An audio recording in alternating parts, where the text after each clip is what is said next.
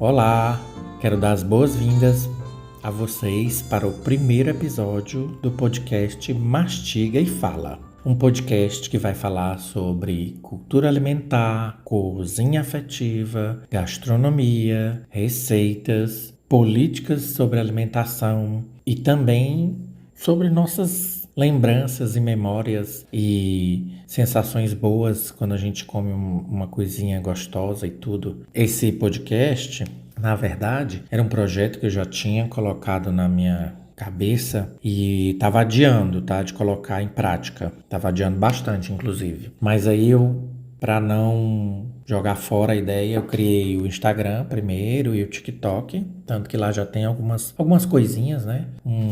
Umas pitadas do que vai ser o contexto geral desse podcast. E aí eu vou apresentar para vocês primeiro o porquê do nome podcast Mastiga e Fala. Eu queria associar muito aquela nossa lembrança que a mãe, o pai, a tia, a avó diziam assim: menino, não mastiga de boca cheia, não brinca com a comida. E aí surgiu a ideia do podcast Mastiga e Fala, para poder deixar claro quais são as intenções principais, conversar sobre comida. E aí nasceu o podcast Mastiga e Fala, que também junto com ele nasceram os quadros que eu pretendo desenvolver aqui. O principal quadro, que é o quadro sobre comida afetiva, que é inspirado num livro chamado Ensaio sobre a Cozinha Afetiva. Vou já falar sobre esse livro com mais detalhes. Também quero fazer um quadro chamado Livro de Comer, com livros de receitas ou não, ou história da gastronomia ou não. Enfim, o foco será algum livro nessa área aí. O outro quadro,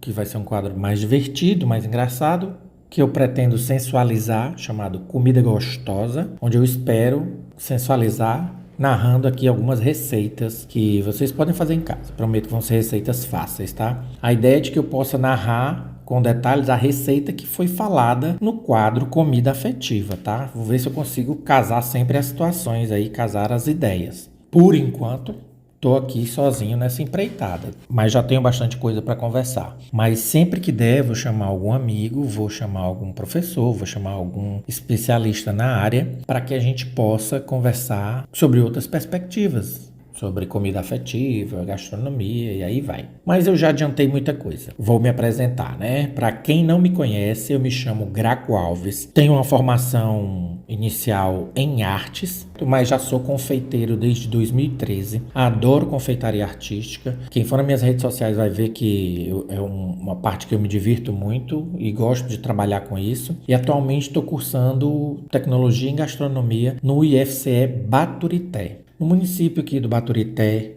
pé da serra, então, divido minha vida entre Baturité e Fortaleza, já está com 1 ano e meio mais ou menos. Agora vou destrinchar um pouco mais o conceito geral do podcast. Com foco na gastronomia afetiva, comida afetiva, cozinha afetiva, surgiu de uma aula, né, de um professor, em que ele nos apresentou o conceito de comida afetiva, que é exatamente esse conceito em que algum prato, alguma comida ou alguma experiência gastronômica te marcou ao ponto de você ter essa memória, esse registro muito fresco ainda na sua mente. E aí cada amigo levou o seu e eu fiz todo o esforço para não me emocionar, porque eu ia falar sobre um prato específico da minha avó, que ela fazia no Natal, só que não só eu, como todos os colegas choraram. Não só com a minha história, cada qual com a sua história se emocionou e foi tudo tão lindo e eu fiquei com aquela sensação de que ia se perder.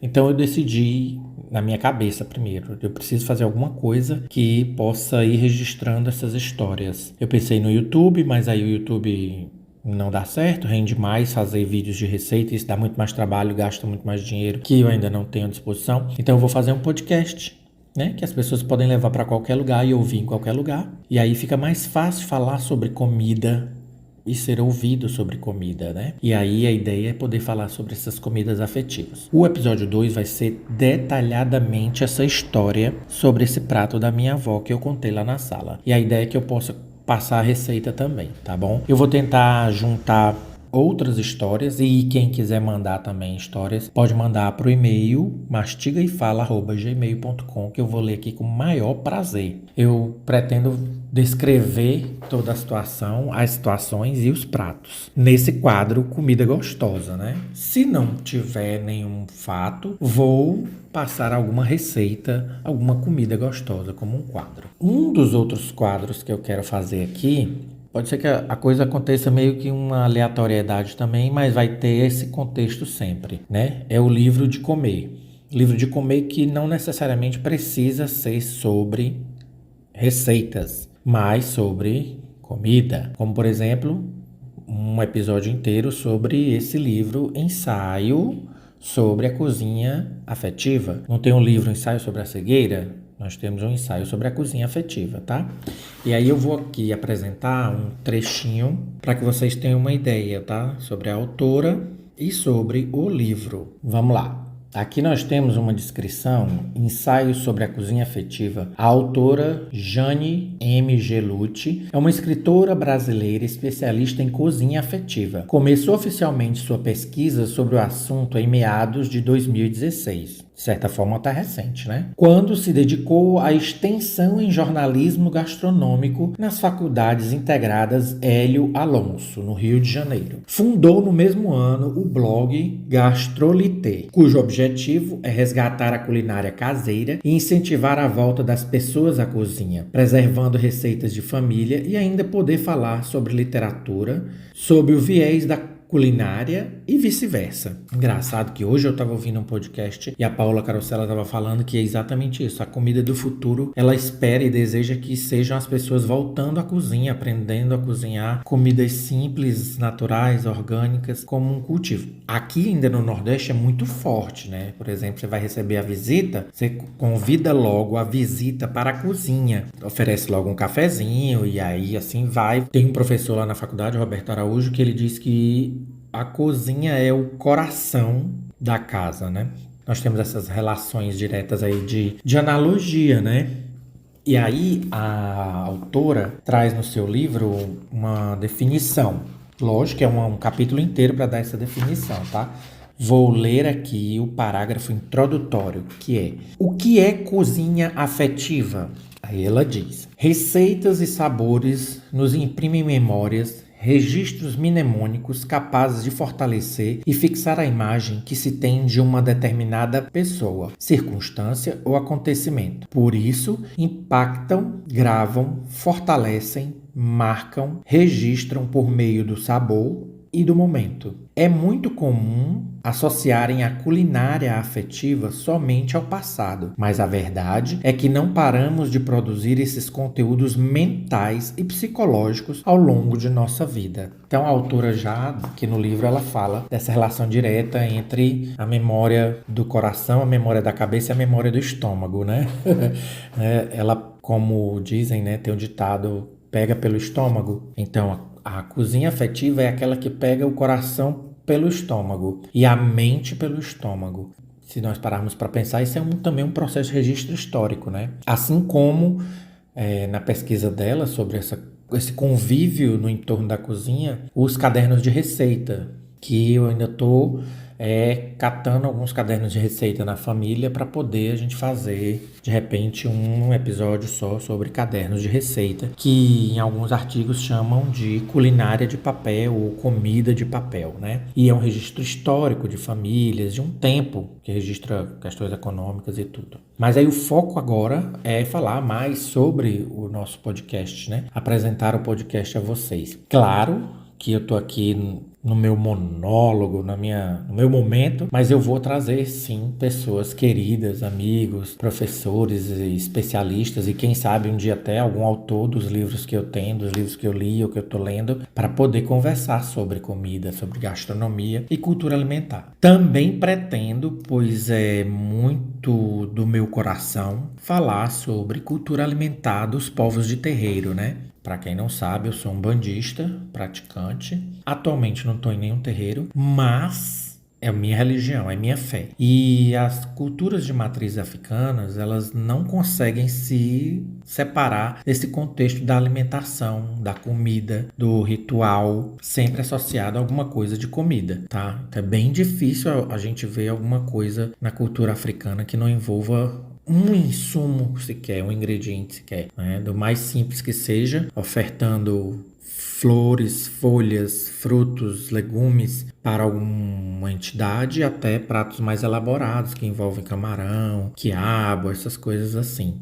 Ou animais de médio e grande porte, como eu já presenciei. Então, assim, a comida afetiva, ela vai permear todo esse universo. É desde que ela lhe traga algum registro. Então, para o próximo episódio, eu vou trazer a narrativa de como era esse cotidiano lá na casa da minha avó para esse prato tão especial. Tinha outros também, né? Mas eu vou falar especificamente desse prato para o episódio 2.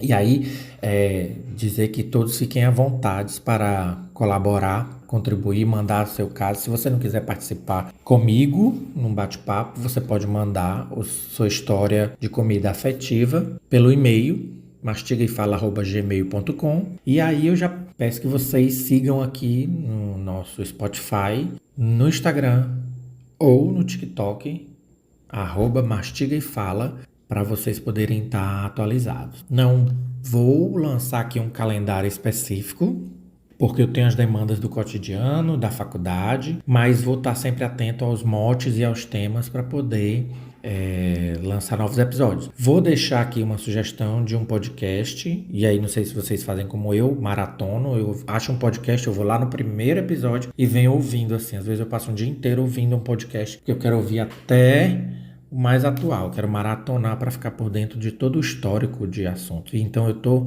por indicação de uma prima querida, a Camila Lopes, ela me indicou esse podcast chamado Prato Cheio, que é muito, muito bom. Eles têm um viés jornalístico, tá certo? Eles têm um viés de alerta, de protesto, de informação, de checagem de informações e de desvelar também certas situações, tá? E foi graças a eles que eu também tô numa espiral de pensamento sobre o que eu já fiz de receita que não precisa de leite condensado, ou que eu posso fazer algo na receita original antes do leite condensado. Não como protesto, não quero briga com marca nenhuma, tá? É só para entender que historicamente determinada receita existia antes do leite condensado. E aí como fazê-la sem o leite condensado? Então eu estou me lançando nesse desafio de achar receitas. Tem um PDF, mas é pequenininho, é simples, mas é bem interessante, que é receitas sem leite condensado. Que aí eu posso mandar esse PDF, quem quiser me pede pelo e-mail, mastigaefala@gmail.com, que eu mando esse PDF de receitas, tá bom? Então, muito obrigado por ter me escutado até agora e espero vocês no próximo episódio.